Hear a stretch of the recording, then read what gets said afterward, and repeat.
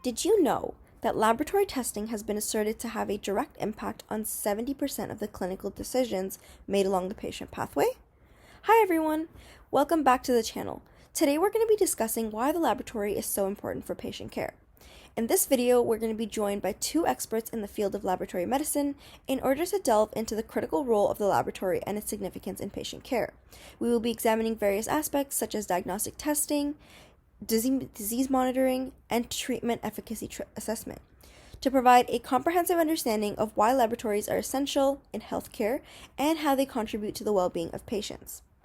Today, we're going to be joined by Robin White, who is the Education and Safety Manager at the Hamilton Regional Laboratory Medicine Program, as well as Susie Maya, who is the Quality Specialist and Biological Safety Officer at the Hamilton Regional Laboratory Medicine Program as well. To start, we are going to be discussing some of the functions of laboratories in diagnosing and monitoring patient care.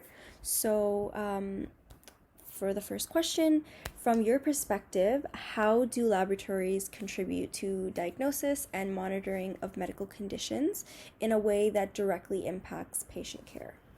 So a majority of medical decisions, up to about 70%, are based, at least in part, on lab results. So whether contributing to an initial diagnosis or monitoring for treatment efficacy, labs provide the critical data needed by clinicians to make most accurate decisions of care. Sometimes lab results help to rule out possible diagnoses. Sometimes they give definitive answers and confirm a specific diagnosis. Other times they help to determine and monitor targeted treatment plans. And timely and accurate lab results lead to better patient outcomes for many illnesses. This leads to faster diagnosis and access to the correct treatment, which improves the overall outcomes and patient experience. Amazing. Thank you so much. So to kind of follow up on that, in what ways have advancements in laboratory practices improved the speed and accuracy of diagnostic results, and how does that benefit patients? So we've seen a lot of advancements in automation in terms of newer technology, so that allows us to have higher throughput for our testing, so we can process more samples in less time. So for some patients, that may decrease the time it takes to get their results, which means they can start treatment faster.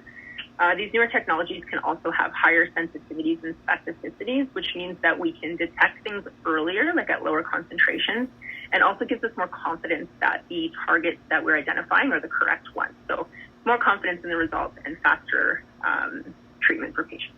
Moving on to specifically the tests that are conducted in laboratories, could you elaborate on the diverse array of tests conducted in laboratories, specifically the ones you have worked with, and how they collectively contribute to shaping patient treatment plans?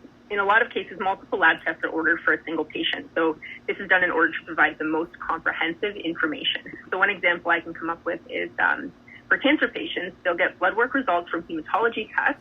They'll get pathology assessments of the tumor tissue, and they get genetic testing to further characterize the exact mutations involved in their cancer. So that information is all rolled up and collectively used to determine the most compatible treatment plan for that individual patient. And then continued testing will be ordered on that patient to monitor the success of their treatment. So one patient can have testing across multiple labs in our program in order to give them the most comprehensive care. And so to follow up on that, do you think there are any specific tests that you find particularly more impactful than others in providing valuable information for healthcare professionals? So ideally, tests are only ordered on patients if the clinician feels that the results would be impactful and valuable. So there's not one particular test or one specific test that we deem valuable for everyone. It's really an individualized care. So for each individual patient, whether the health issue that they're dealing with is the most important to them, or that issue is going to be the most important to them, the related tests are also definitely valuable. For example, if there is a young couple who's been having trouble conceiving, then a genetic result to them is going to be life-changing. For a patient who's waiting for a kidney transplant, the histocompatibility results, identifying a compatible organ donor means that they will have a second chance of life. The patient who's newly diagnosed with diabetes thinks that their hemoglobin A1C results are important because now they're going to allow them to begin proper treatment and improve their quality of life and overall survival. So each of these tests is very individualized. They can make a huge difference for the patient and their loved ones, but they may not have an impact on somebody else. So for example, a hemoglobin A1C result may not have an impact on the patient, on the couple who is having trouble conceiving. For the next topic, we are going to be talking about more on the technological advancement side. And my biggest question for you is, what challenges or considerations arise with the adoption of new technologies in laboratory diagnostics, and how are they being addressed? Sure. So first I want to start by highlighting that the time from research to adoption in the clinical lab can be really lengthy. So we often get phone calls from clinicians who have read, recent literature and new things have been discovered, and they want to see that in the clinical lab tomorrow. And it takes years sometimes to implement things into the clinical lab.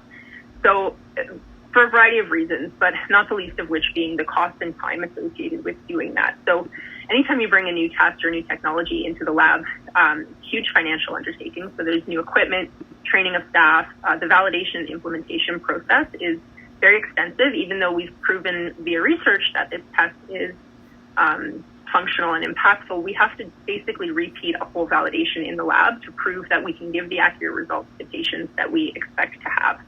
So it takes a lot of time to do all that work. It also may take time for staff to become familiar with the new technologies and gain that expertise that they need to do the testing well.